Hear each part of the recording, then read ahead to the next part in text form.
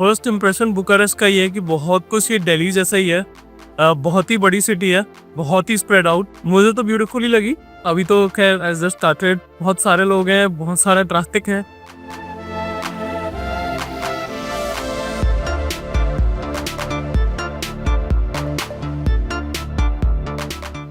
काफ़ी पोल्यूशन और काफ़ी क्योस है। कोई भी कार कहीं पे भी कभी भी चली जाती है, इंडिया की तरह। लोग भी कहीं से भी क्रॉस कर रहे होते हैं। ये मेन स्क्वायर है, सिटी का सेंटर बोल सकते हैं। ऐसा कोई सेंटर यहाँ पर नहीं है बिकॉज बहुत बड़ी सिटी है, तो हर छोटे छोटे एरियाज के नेबरहुड के अपने सेंटर्स हैं। सेक्टर्स में डिवाइड किए हुए पूरी सिटी को। मैं जहाँ रुका हूँ वो सेक्टर 1 है। ये जगह जो है ये सेक्टर 3 है एंड यहीं पे आसपास पार्लियामेंट है और प्रेसिडेंट्स हाउस है वगैरह वगैरह। तो ये एक तरह से बोल सकते हैं जैसे सेंट्रल दिल्ली है, उस तरह का एरिया है ये। कुछ कुछ सबसे पॉश, सबसे ज्यादा politically powerful area. Hey guys, welcome to this huge square here. Did anybody notice the name of the square? Uniri, right? Union Square.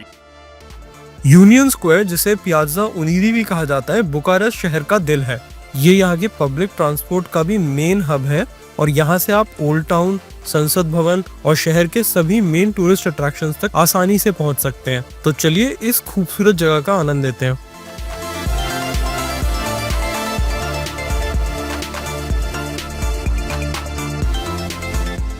मैंने ब्रासोव में भी आपको बताया था कि किस तरीके से निकोलस चारकेस्क्यू ने पूरी सिटी को, बुखारेस्ट को और पूरे देश को ये इम्पैक्ट बदल दिया था। उनका अपना पैलेस और पार्लियामेंट जो था बहुत ही ग्रैंड। इनफैक्ट यहाँ की जो पार्लियामेंट है वो बोला जाता है कि यूरोप की सबसे बड़ी पार्लियामेंट है और उस बिल्डिंग का केवल 15% पोर्शन एक्चुअली पार्लियामेंट के लिए यूज होता है और 15% एक म्यूजियम है जो कोई भी विजिट कर सकता है।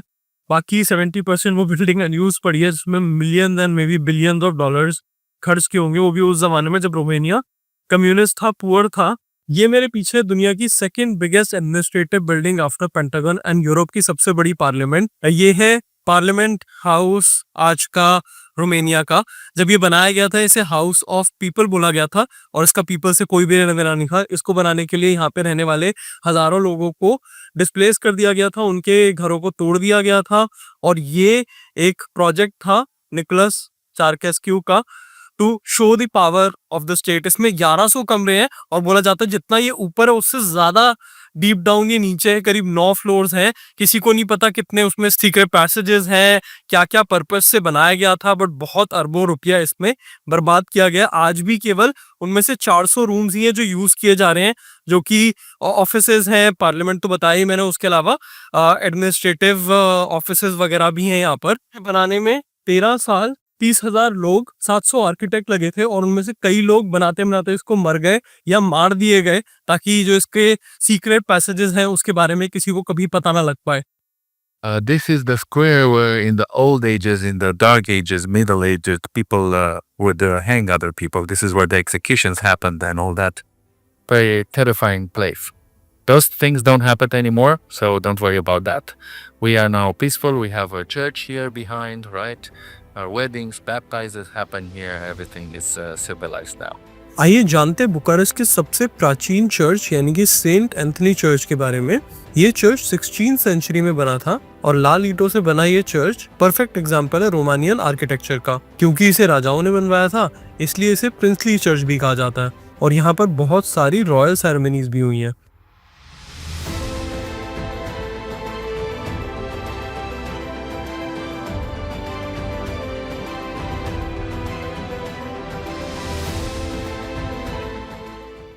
So this part of Bucharest, the oldest part of Bucharest, जहाँ से बुखारेस्ट की शुरुआत हुई थी, जब यहाँ पे पहले सेटलर्स आकर के सेटल होना शुरू किए थे, जो ट्रेडर्स थे प्राइमरीली। तो मतलब ये ट्रेडिंग हब था और फिर बाद में यहाँ पर ऑटोमन एम्पायर आ गई।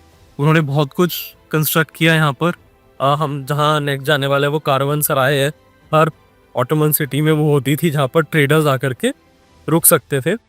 और उसके बाद यहाँ पर जब ऑटोमन एरा ख़त्म हुआ तो बहुत ज़्यादा मॉडर्नाइजेशन करने की कोशिश की गई। पूरे यूरोप से आर्टिस्ट को बुलाया गया, आर्किटेक्ट्स को बुलाया गया और यहाँ पर नई नई बिल्डिंग्स कंस्ट्रक्ट की, जो आप देख पाओगे कि क्लियरली यूरोपियन आर्किटेक्चर है। स्पेशली आफ्टर 1940s यहाँ पर बहुत ज़्यादा फ्रेंच आर्किटेक्ट्स को बुला करके French kind of architecture create करने की कोशिश की गई, बिकॉज वो बहुत ही ज़्यादा आर्टिस्टिक माना जाता है। एंड फाइनली फिर जब कम्युनिज्म आया तो बहुत सारे communist blocks, communist style architecture बनाना शुरू हो गया अराउंड दी सिटी। तो आपको एक ही जगह पे सारी लेयर्स सिटी की मिल जाएंगी, oldest to Ottoman to French era and finally the communist era. हम कारवानसराय में आ गए, अब इसको एक रेस्टोरेंट टाइप की फील दे दी गई है। ये जो कारवानसराय है, this is one of the only 9 well preserved surviving कारवानसराय इन द मेनलैंड यूरोप, जो टर्किश ऑटोमन एम्पायर ने क्रिएट करी थी। और ये बिल्कुल ओरिजिनल शेप एंड फॉर्म में, इवन जो लकड़ी है वो ओरिजिनल 300 साल पुरानी लकड़ी ही है। इतना वेल मेंटेन उसको रखा है। यहाँ पे नीचे जो टाइल्स बना रखे हैं वो भी सब लकड़ी के हैं। तो आप यहाँ पर ट्रेडिशनल रोमेनियन फूड ट्राई कर सकते हो। And traditional Romanian food unfortunately ज़्यादातर मीठी होता है। जैसे एक डिश होती है सारमा, जो आपको सर्बिया में मिल जाएगी। वो क्या होती है, मीट को राइस के साथ कैबेज लीफ में रैप करके कुक करते हैं। वेजिटेरियंस के लिए ऑप्शन रिलेटिवली कम है, मोस्टली लार्जली सैलड्स हैं या वही बेकरी आइटम्स जो होते हैं यूजुअली यूरोप में। आप सुपरमार्केट से रॉ मटेरियल्स वगैरह खरीद सकते हो, अपना खुद थोड़ा बहुत प्रिपेयर कर सकते हो, and that is how you can survive if you are here. Quarter है जहाँ सब फ्रेंच आर्किटेक्चर है। जो रूफ टॉप पे आप देखते हो बहुत डिफरेंट है, ये बहुत ही फ्रेंच स्टाइल है। तो ये वो प्लेस है जो सब फ्रेंच आर्किटेक्ट्स ने बनाया था एक टाइम पे। तो हमारे गाइड अभी हमें व्लाद की कहानी बता रहे थे, व्लाद द इम्पेयर, जिसका ड्रैकुला कैसल हमने देखा ही था ब्रासोव में।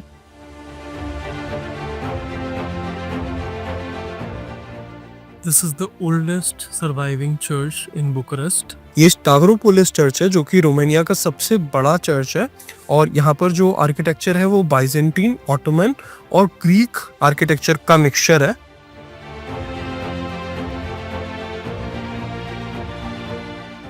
लेजेंड गोस कि बुकुर नाम का एक शेफर्ड था जो कि पहाड़ों से आकर के ट्रांसिल्वेनिया के यहाँ पर सेटल हो गया। उसने ही सिटी को फाउंड किया, एक तरीके से फर्स्ट स्टोन सिटी का उसने रखा, और उसी के नाम पे फिर इस शहर का नाम बुकुरेस्टी पड़ गया, जिसे अब हम बुकारेस्ट के नाम से जानते हैं इंग्लिश में।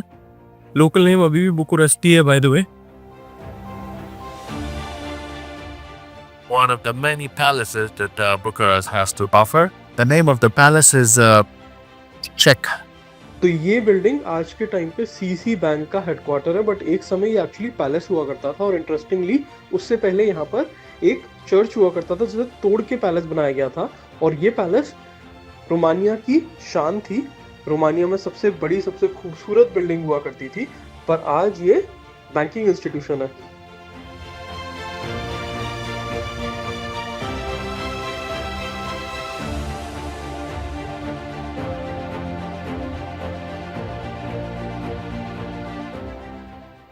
ये है यूनिवर्सिटी स्क्वायर या स्टूडेंट स्क्वायर। ये मेन यूनिवर्सिटी है बुकारेस्ट की सामने, ओल्डेस्ट यूनिवर्सिटी इन रोमानिया।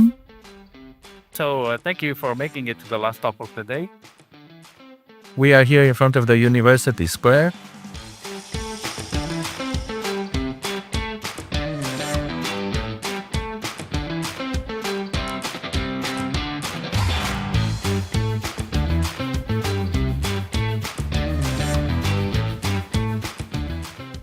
बुकारेस्ट में टेम्परेचर जो है वो इस समय 37 डिग्रीज है, मतलब बहुत ही ज़्यादा। मतलब इंडिया में भी अगर 37 डिग्री हो तो हालत ख़राब हो जाती है।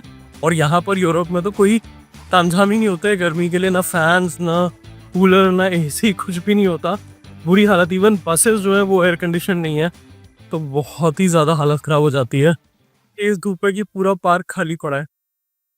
यहाँ पे पब्लिक ट्रांसपोर्ट उतना ज़्यादा पंक्चुअल नहीं है जितना यूजुअली यूरोप में होता है। डिपेंड करता है, अच्छी बसेस भी हैं, थोड़ी बुरी हालत में बसेस भी हैं।